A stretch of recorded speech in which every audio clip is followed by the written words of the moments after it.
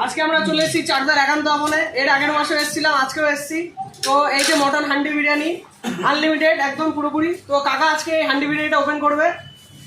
কাকা ওপেন করে দেখাবে আজকে হান্ডি বিরিয়ানিটা কিরকম কি মটন আছে। নমস্কার, ভাইরা এসছে ছোট ছোট ভাই, ওরা এর আগেও খেয়ে গেছে হান্ডি বিরিয়ানি। ওরা বলতে ঝরিয়ে দেখাতে হবে, তাই আমি পুরো আসলাম যে ঝরে কিনা শুধু দেখতে থাকুন। এই হলো হাইটা স্কিন খুলছি আমি। এটা সিনার পিস এসছে। মটন তো বুঝতেই পারছেন, মুখে দিলে কি হবে, মোমের মতো হয়ে যাবে।